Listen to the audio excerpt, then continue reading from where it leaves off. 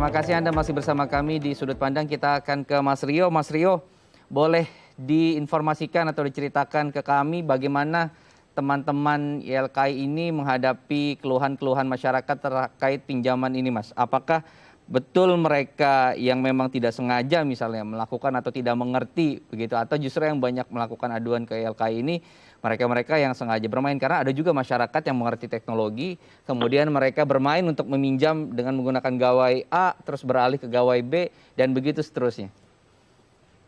Iya, terkait dengan hal itu, saya mau baca data dulu. Jadi terkait dengan pinjol ini sekitar 2018 sampai 2021 ini masuk dalam 3 besar terus, 5 besar terus pengaduan yang masuk ke YLKI.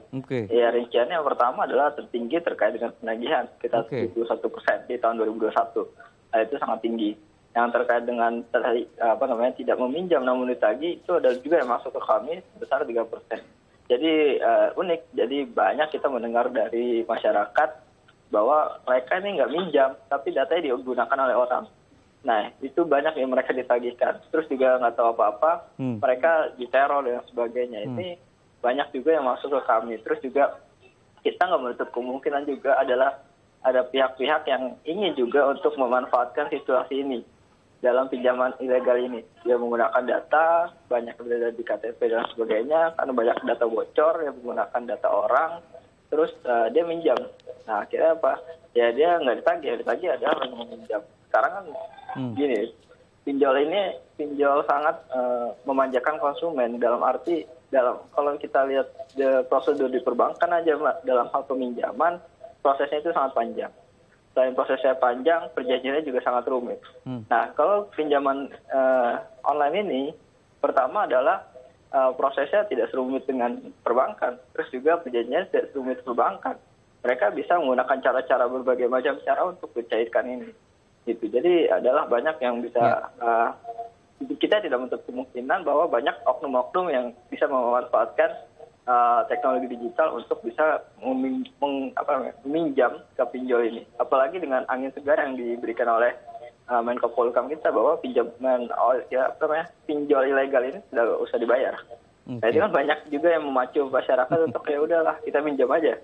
Bahkan saya juga pernah diskusi bahwa sama salah satu menteri juga waktu itu, udah kalau ini adalah momentum masyarakat untuk pinjam tidak membayar. Nah, itu adalah secara itu tidak langsung adalah memberikan hukuman kepada pinjol ilegal untuk mereka tertib administrasi. Mereka tertib terkait dengan regulasi yang ada di Indonesia. Gitu. Karena apa? Pinjol ilegal ini banyak yang merugikan. Masyarakat dirugikan, pemerintah juga dirugikan, semua dirugikan. Jadi kalau sekarang kita baca di komen ada paradigma baru, pinjam saja nanti dilindungi Pak Mahfud, pinjam saja kalau ditagih terus nanti YLKI dibantuin ya. Tapi Mas Rio, sebetulnya apa yang disarankan oleh YLKI ketika teman-teman yang melakukan pinjaman online ini sudah kadung melakukan pinjaman, terus kemudian ditagih dan diteror, apa yang disarankan oleh teman-teman YLKI kepada mereka? Selain tadi ya perlindungan, pendampingan dan perlindungan secara hukum. Enggak, kalau kita ini biasanya gini, kalau pertama kali orang ngadu kepada kami terkait pinjol ini kita menganalisis dulu. Yang masuk ke kami adalah pinjol ilegal atau pinjol legal, gitu.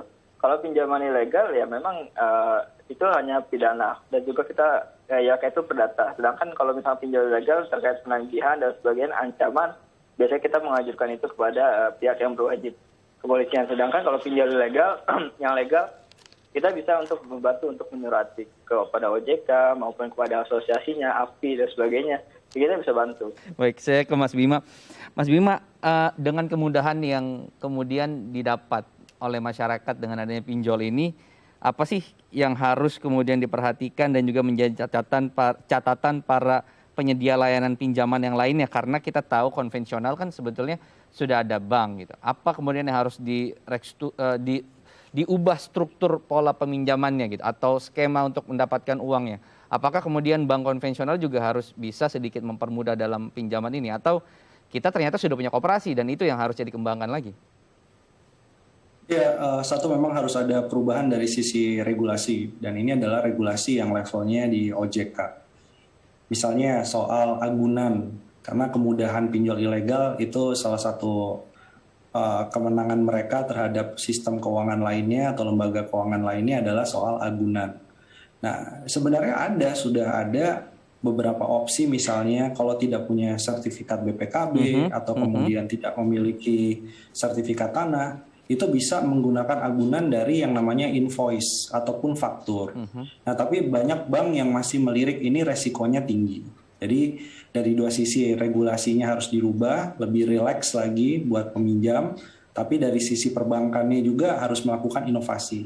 Nah, sekarang kan juga hadir bank digital. Banyak bekerja sama dengan platform sehingga dia menggunakan cara-cara pemantauan kredit itu bukan dengan cara yang konvensional. Misalnya melihat dari slick OJK, tapi dia melihat dari histori si pedagang di marketplace. Kalau bagus riwayatnya, rating dari konsumennya bagus, kenapa nggak layak mendapatkan pinjaman misalnya.